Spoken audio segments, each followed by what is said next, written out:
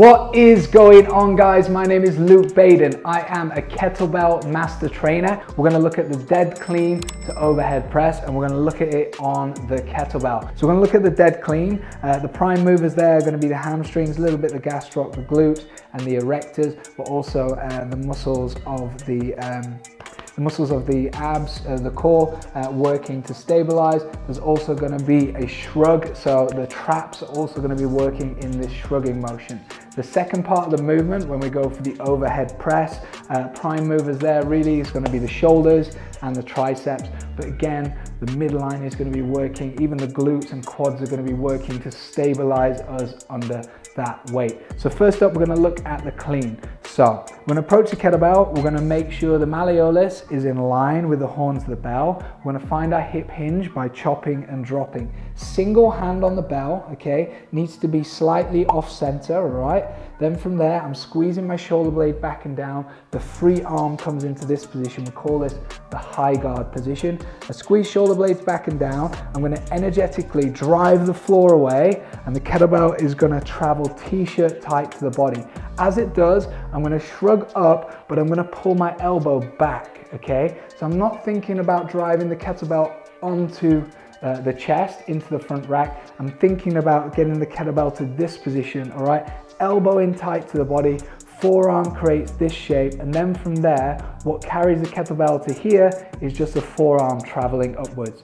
So don't think of it as you cleaning the kettlebell onto the shoulder. You're just cleaning the kettlebell to the hip, and then the forearms coming up is going to get you the rest of the way.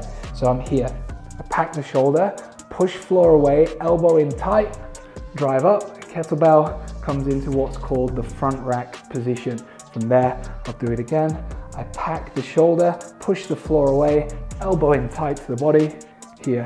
So if you are doing something like this and you're getting a lot of contact in the forearm, what that means is that you should be confident with the weight, and you're not, because you're using too much force. You're respecting the weight a bit too much, and you're really trying to get it up here before it comes back down, whereas all we need to do is get it here, all right, and let the forearm come up. Now I've found what's called the front rack, and I'm ready for the press. Now, a few things to note here, okay, quite important. The forearm is vertical, so I'm not here and I'm not out here. So the forearm is vertical, all right? The knuckles are pointing towards the ceiling. And then the most important bit is the kettlebell is sitting as low as possible in the hand, okay? And the hand is not bent over. So it's not like a barbell where we use this bent wrist grip, okay? The kettlebell is super low in the hand, see that? It's on the low pads of the hand, so it's as low as possible, which allows my knuckles to point to the ceiling. I'm now ready to press. This hand is still in the high guard. As I drive this hand upwards, I'm going to drive this hand downwards, and I'm going to squeeze the fist as hard as I can. That's going to increase the neural drive. So here, driving up with one hand, back with the other, and squeezing this trigger hand. Control down here, and then a reset to the clean position. Pack the shoulder, push floor away, elbow in tight, find that low handle position. Then from there, punch up to the ceiling as you whip the other arm down.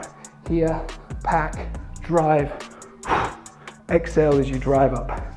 Whew, I'm already feeling that one. So that is the kettlebell clean and press.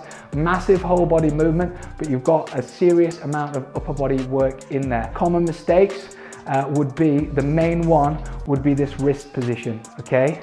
So as the kettlebell is here, I'm holding it low in the hand, so I'm just hooking my fingers around it. As the kettlebell is weightless, I then insert my hand into the horn. This allows for my knuckles to point upwards and my wrist to be straight. If you grip the kettlebell here and you don't insert the hand through, it's just gonna tip your wrist over like this. So there's a bit of subtlety to it. As that kettlebell is traveling, I'm inserting my hand through the window of the horn and finding this low in the hand position. That would be the first mistake. Second mistake would be not locking out at the top. So just getting to somewhere like here. I'm not getting the head through.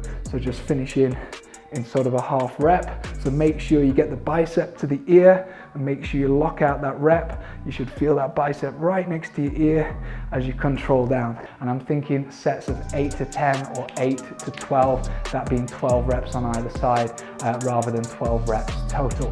That was a kettlebell clean and press. I hope you found this video useful.